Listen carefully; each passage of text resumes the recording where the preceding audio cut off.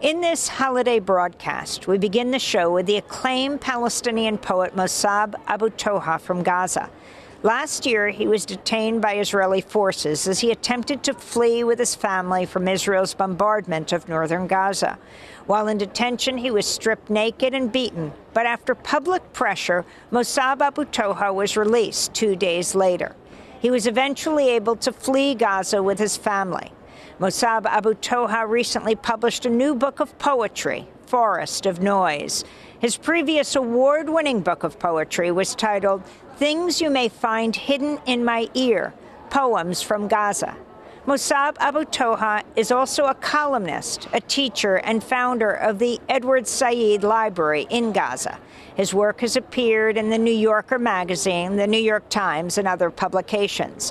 I interviewed Mosab in our New York studio in late October. A few days before our interview, he posted a message on social media that read, quote, "I write with a heavy heart that my cousin, Sama, 7 years old, has been killed in the airstrike on their house along with 18 members of her family, which is my extended family," he said. I asked Mosab to talk about Sama and the attack on their family. Sama is one of the 5 children of my aunt Asma, who was also injured. The mother, in the house. Sama was staying with her parents, with her siblings, with her grandmother, who happens to be my grandmother's sister. And I used to call her grandmother because my grandmother passed away when I was very young. So my grandmother's sister, with 2 of her daughters and her grandchildren, and 2 of her daughter-in-laws and the grandchildren are still buried under the rubble until this moment. So Sama was killed in the airstrike. And the only reason why my aunt and her other children, or even though they were wounded, the only reason why they were not killed is that they were staying close to the door. Because the bomb, when it falls, it usually hits the middle of the house. So my aunt Asma survived the airstrike with some injuries, along with her husband and 4 other children. And they had, by the way, my aunt had to walk to the Israeli soldiers who were standing just a few meters away from the bombed house. So just imagine a criminal killing you and then waiting for you until you are either dead or come to them limping. And she told me that she kissed their hands, begging them to leave them alone. And if she could take with her some wheat flour from the house that she was keeping next to her because there is no food in Gaza. So Sama was 7 years old, and I remember something very clearly, which is that every time I visited my aunt's house, especially during the Eid, after the Ramadan and after the pilgrimage season. So we have 2 big Eids or feasts. So I used to visit my aunt, and her children are there. And this photo is from, I think you showed it, but this is from the Eid. This is her dress. And my aunt would bring a sheet of paper and ask her daughters, including Sama, "Yalla," because I'm an English language teacher. So she said, "Yalla, show Mus'ab the new words that you have learned, the colors, the animals." But now Sama, I did not have the chance to bid her farewell. This is my cousin. And I lost 31 members of my extended family, including 3 first cousins, 2 of them with their husband and children. I didn't get just the chance even to see them before they were buried. And I didn't know whether some of them had any part of their bodies intact after the airstrikes. So just imagine the magnitude of loss that I'm facing I'm just one person. Some other people lost all their families. And we know about the new term, wounded child, no surviving family. About more than 2,000 children had the same case. They were the sole survivors of their family. What future is awaiting them? No one is asking this question. Mosab Abu Toha is an award-winning poet and author. He has a new book of poetry out. It's called Forest of Noise. Your descriptions now make me think of your little son. You came with your 3 children yesterday. Can you read the poem about your son and your daughter? Yeah, sure. So, by the way, this poem was written after May 2021 attacks. So my son Yazan was about 5 years old. My daughter Yafa was 4 years old. And this is about them. Now, this is very important because you just said this is written in May 2021. Yes. Half your poems in Forest of Noise are before last October Exactly. 7th, Yeah. and the other half after. well, I mean, this tells you and others a lot of things. So this poem could be written today, and if it was written today, there are so many things that would not be present here, because this current genocide is so different from any other wars that Israel launched against the civilian population in the Gaza Strip. My son throws a blanket over my daughter. Gaza, May 2021. At night, at home, we sit on the floor, close to each other, far from the windows and the red lights of bombs. Our backs bang on the walls whenever the house shakes. We stare at each other's faces, scared yet happy that so far our lives have been spared. The walls wake up from their fitful sleep, no arms to wipe at their blurry eyes. Flies gather around the only lit ceiling lamp for warmth in the bitter night, cold except when missiles hit and burn up houses and roads and the trees. The neighborhood next to us, where Yazan learned to ride his bike, scorched. Every time we hear a bomb falling from an F-16 or an F-35, our lives panic. Our lives freeze somewhere in between, confused where to head next. A graveyard, a hospital, a nightmare. I keep my shivering hand on my wristwatch, ready to remove the battery if needed. My 4-year-old daughter Yafa, wearing a pink dress given to her by a friend, hears a bomb explode. She gasps, covers her mouth with her dress's ruffles. Yazan, her 5.5-year-old brother, grabs a blanket warmed by his sleepy body. He lays the blanket on his sister. "You can hide now," he assures her. And I have a video of that. It's on my phone. I took a video of my son throwing a blanket. That's how I couldn't forget this moment. Can you remind our viewers and listeners who may not have seen you on Democracy Now! First, soon after October 7th, we talked to you in Gaza. We then talked to you, or spoke to others about you when you were taken by the Israeli military. Then when you were released and made it with your family to Cairo, we spoke to you. Yeah. We spoke to you in South Africa, and now you have come to the United States. But take us on that journey, how you got out, and remind us what happened when you were separated from your family and taken by the Israeli military. So, Amy, that interview that you did with me, it was October 12th. I can't forget the date, because that was the last day I was in my house. I just finished my interview with you on October 12th. I think it was 3 p.m., which is 8 morning. Yeah, I even didn't pay attention to the time. New York time. Yeah, I mean, by the time I finished my interview with you, I went down. My father and mother, and my brother Hamza and his children and his pregnant wife, my brother Muhammad and his wife, my sister Aya with her children who is now pregnant, my sister Saja and my sister Sundu. So about 25 people were in the house with me. So I went down and I found my father and my mother packing their bags. And when I talk about bags, I talk about children's school bags. We don't have suitcases, by the way, which is something that many people don't understand why. Because we don't have airports. We don't need suitcases. We travel with our backpacks. My children's kindergarten backpack, I stuff it with some clothes, and I put some water bottle there. So I found my parents packing their bags, and I asked them, "Where are you going?" And they said, "The Israelis just dropped some leaflets ordering the residents of Beit Lahi, about 90,000 people, to evacuate." And that was the first time I found my parents, leaving. And then I went upstairs. I didn't know what to take with me. I only took with me the only copy that I had of my first poetry book. And I took a bottle of water and some clothes for my children. And then we went to the refugee camp. And do you know where we stayed? We stayed in the same neighborhood that was bombed yesterday, where 150 people were killed. And I just told you about the names of the people who were killed, including Fathi, who I now remember that we got 1 hour of water from the tap when we were in the camp. And Fathi would tell the neighbors, the water is on, fill your buckets. So I remember here. And then when the bombing got intense in the refugee camp, we thought of going to an UNRWA school, which is just a few hundred meters away from the neighborhood in the camp. So we stayed in a school shelter in Jabaliya, which was later raided by the Israeli army. And by the way, a few days ago, the Israelis again visited that school, took the men out, and they have abducted so many, including my wife's sister husband. He's a brother-in-law to me.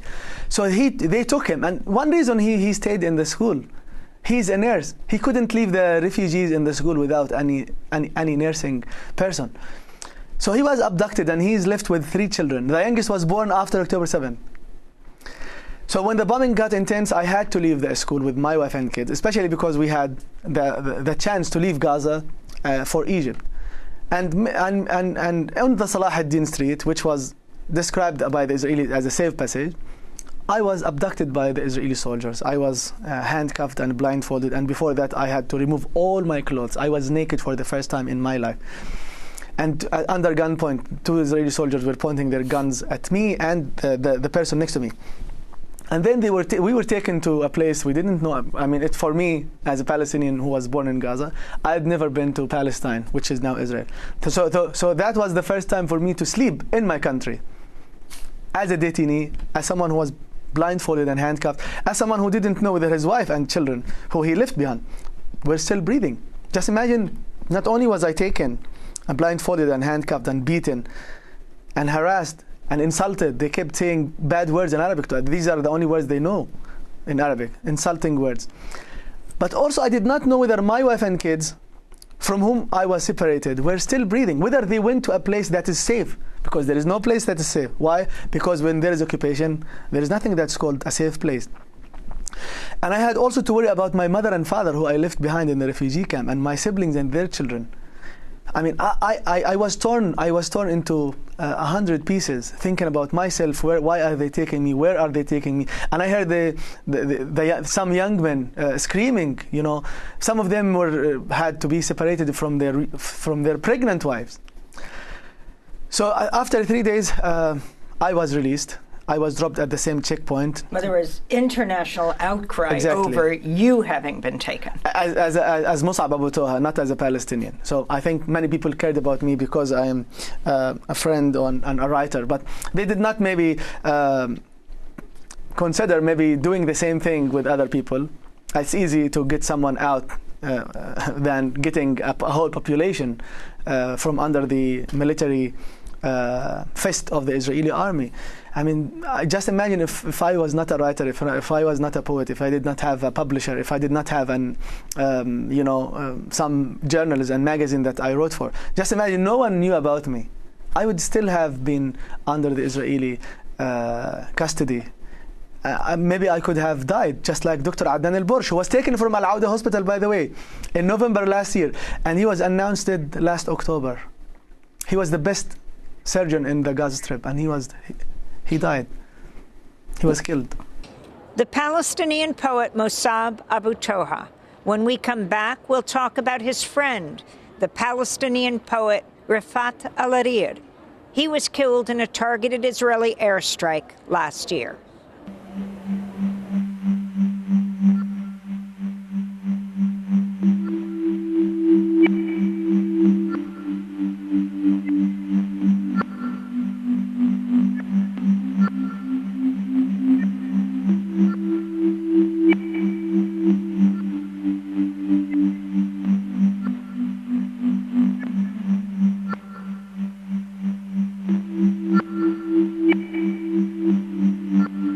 This is Democracy Now!, democracynow.org, the War and Peace Report.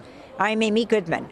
We return to our October interview with Palestinian poet Mosab Abu Toha, author of the new collection of poetry, Forest of Noise. I wanted to ask you about another man, another poet, but he didn't make it. Yeah. The Palestinian poet, the Islamic University professor, someone you knew, Refaat Alareer. Last on Democracy Now!, October 10th, 2023. Rafat was killed by an Israeli strike in December, along with his brother, sister, and 4 of his nieces. This is Scottish actor Brian Cox reciting Refaat Alareer's poem, If I Must Die, and then I want you to share your poem, a sort of segue to Refaat's If I Must Die, a video that went viral. If I must die, you must live to tell my story, to sell my things, to buy a piece of cloth and some strings. Make it white with a long tail, so that a child somewhere in Gaza, while looking heaven in the eye, awaiting his dad who left in a blaze and bid no one farewell, not even to his flesh, not even to himself, sees the kite, my kite you made, flying up above, and thinks for a moment an angel is there, bringing back love. If I must die, let it bring hope. Let it be a tale. Scottish actor Brian Cox, who played in Succession, reciting Refaat Alareer's poem, If I Must Die, in a video that went viral. And you can go to democracynow.org to see our interview with Rafat just before he was killed. In your book, Mosab Abu Toha, Forest of Noise, talk about Rafat and then your kind of rejoinder to this poem. I knew Rafat as a professor at the Islamic University of Gaza. He did not teach me, but I would say that he taught me a lot. Because when I was in my second year, he was in Malaysia finishing his PhD. And when he returned, I was already finishing my courses. But he was someone who led me to the We Are Not Numbers project that he co-founded, which is a project that offer some mentorship for young writers. I was in the beginning of my writing career. So he introduced me to the group, and that is a picture that I took with the strawberries. We're showing an image of Rafat holding strawberries. Yeah, we picked that same strawberry together in Beit Lahiya, in my father-in-law's farm, my father-in-law's farm. So yeah, I knew Rafat as a father. He was a wonderful father for his kids, and he was a lovely son of his parents. His parents still survive, I hope, in Gaza City, and he's also a professor of English literature. And we talk when we were talking about literature, he would talk about Arabic literature and also English literature. His favorite poet, I think, was John Donne, and in the Arabic language, he loved the classical Arabic poems like Al-Asha, like Imru al-Qais, like Ibn Halliza. He would recite some Arabic poems to me, and I was amazed, Before Rafat was killed, he published his poem If I Must Die, and he posted it on his Instagram. And I read that poem, and I was still in North Gaza. It was before I was abducted. And it was very heartbreaking for me. I mean, someone writing about his death and what he wishes his death to be like. And I couldn't but try and write my own If I Must Die. But I did not call it If I Must Die. I wrote If I'm Going to Die. But after he was killed, I retitled the poem, which is now called A Request. A Request after Refaat Alareer. If I am going to die, let it be a clean death.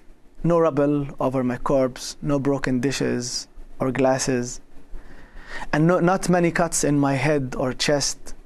Leave my ironed, untouched jackets and pants in the closet, so I may wear some of them again at my funeral. Yeah. Mosab Abu Toha reading from his new second book of poetry, Forest of Noise. Just months after Rafat was killed, his eldest daughter, Shaima Refaat Alareer, was also killed in an Israeli strike in Gaza, along with her husband and 2-month-old son, Rafat's grandchild. Yeah, I mean, just imagine, Rafat became a grandfather after he was killed.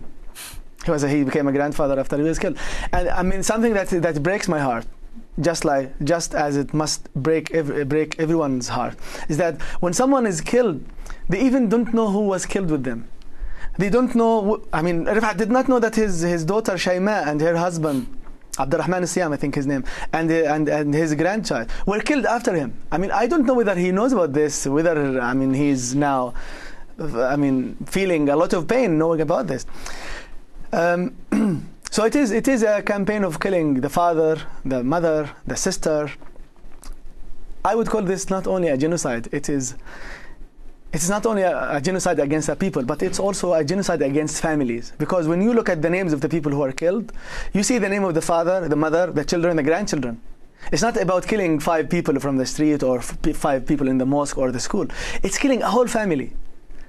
When I tell you that I lost 31 members of my extended family, I talk about 2 first cousins with their husband and their children. I'm not talking about my cousin, no. Her husband, their children, the youngest 2 or 4. Mosab, how did you choose the title, Forest of Noise? In fact, the title of the book is the title of one of the poems called Forest of Noise, in which I talk about the potholes from the bullets and from the bomb. Also the bomb craters, that each bullet hole in our walls, in our hospitals, in our schools is a forest of noise. It's full of screams of the people who did not survive. The screams of people.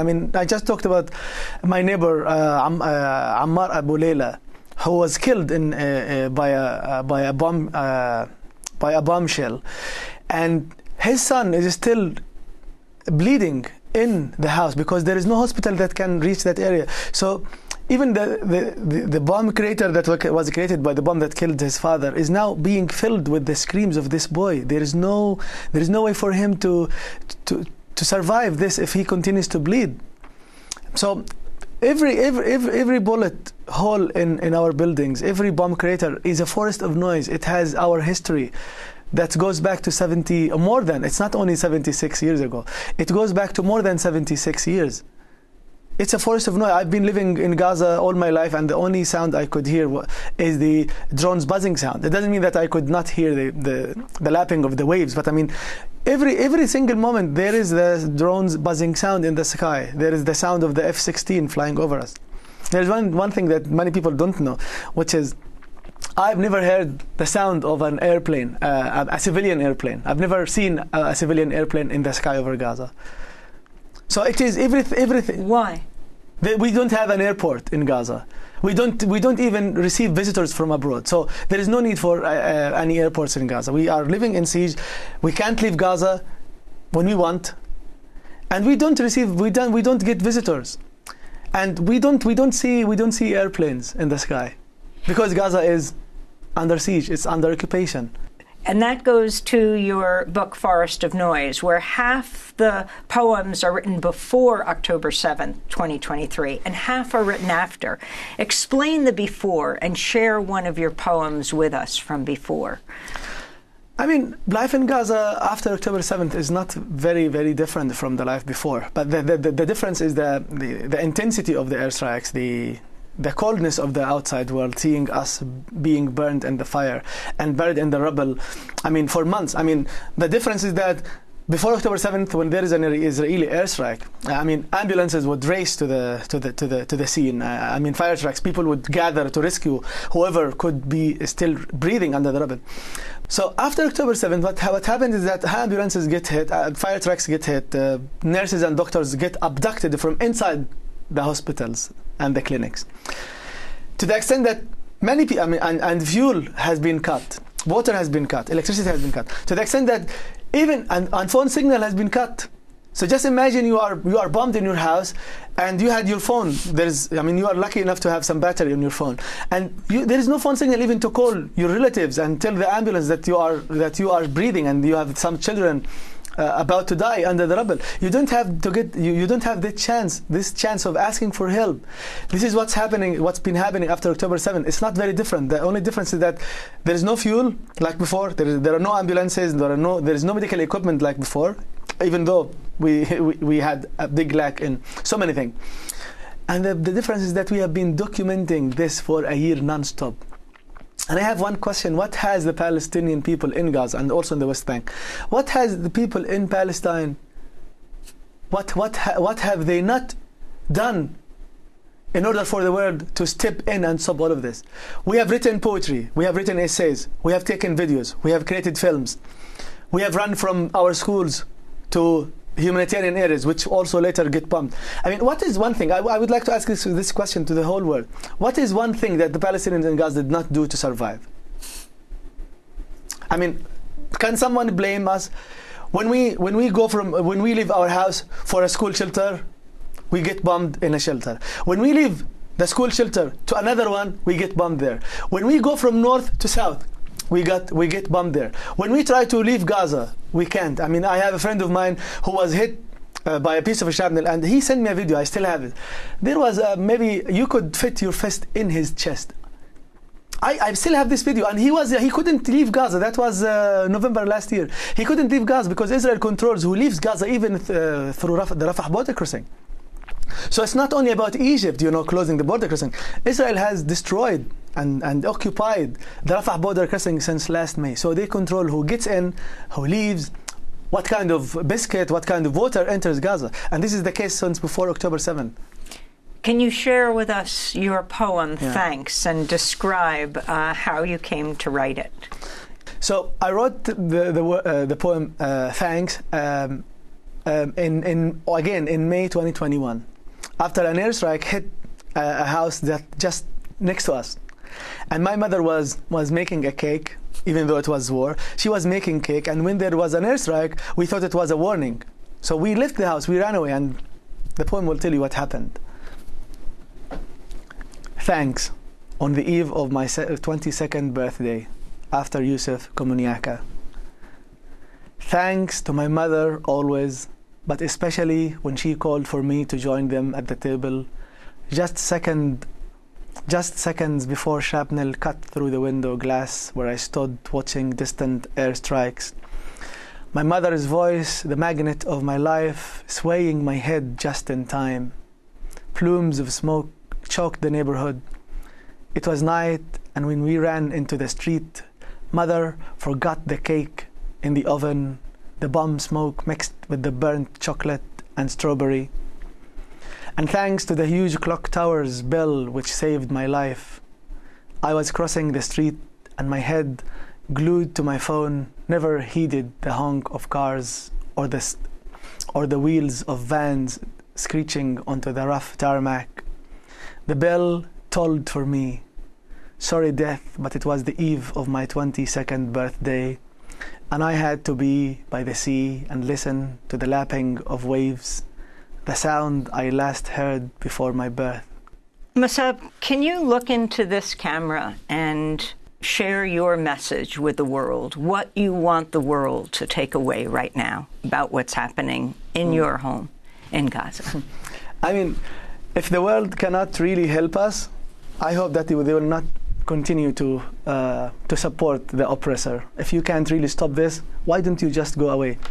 I mean, I wish the world was ignoring us. No, they are not ignoring us. No, they are contributing to our suffering and the genocidal campaign that Israel has been launching not since last year, since 76 years. I mean, maybe you just mentioned that that Blinken says that in a few days, the negotiations would start again. I mean, why don't you say the same things about sending the weapons to Israel? Why don't you say, in a few days we will try and send the Israelis some new weapons? Why don't you take your time and think about what these weapons are going to do? Why does it take time to resume negotiations and force the Israelis to stop their killing of my people? Why does it take time? Why is it difficult to stop this, but it's easy to send more and more weapons? Just leave us alone. Your choice of a last poem to share with our audience around the world. Would you like to share The Moon or Right or Left or Under the Rubble? So this poem, Under the Rubble, was written after October 7th. Under the rubble. She slept on her bed, never woke up again. Her bed has become her grave, a tomb beneath the ceiling of her room, the ceiling a cenotaph. No name, no year of birth, no year of death, no epitaph, only blood and a smashed picture frame in ruin next to her. In Jabaliya camp, a mother collects her daughter's flesh in a piggy bank, hoping to buy her a plot on a river in a faraway land. A group of mute people were talking sign. When a bomb fell, they fell silent. It rained again last night. The new plant looked for an umbrella in the garage. The bombing got intense, and our house looked for a shelter in the neighborhood. I leave the door to my room open so the words in my books, the titles and names of authors and publishers could flee when they hear the bombs. I became homeless once, but the rubble of my city covered the streets. They could not find a stretcher to carry your body. They put you on a wooden door they found under the rubble. Your neighbors, a moving wall. The scars on our children's faces will look for you. Our children's amputated legs will run after you. He left the house to buy some bread for his kids. News of his death made it home, but not the bread. No bread. Death sits to eat whoever remains of the kids. No need for a table. No need for bread. A father wakes up at night, sees the random colors on the walls drawn by his 4-year-old daughter. The colors are about 4 feet high. Next year they would be 5. But the painter has died in an airstrike. There are no colors anymore. There are no walls. I changed the order of my books on the shelves. 2 days later, the war broke out. Beware of changing the order of your books. What are you thinking? What thinking? What you? You. Is there still you? You there? Where should people go? Should they build a big ladder and go up? But heaven has been blocked by the drones and F-16s and the smoke of death. My son asks me whether, when we return to Gaza, I could get him a puppy. I say I promise if we can find any. I ask my son if he wishes to become a pilot when he grows up. He says he won't wish to drop bombs on people and houses. When we die, our souls leave our bodies, take with them everything they loved in our bedrooms, the perfume bottles, the makeup, the necklaces, and the pens. In Gaza, our bodies and rooms get crushed. Nothing remains for the soul. Even our souls, they get stuck under the rubble for weeks. The Palestinian poet Mosab Abu Toha. His collection of poetry is Forest of Noise. He writes for the New Yorker magazine. He's written for the New York Times and more.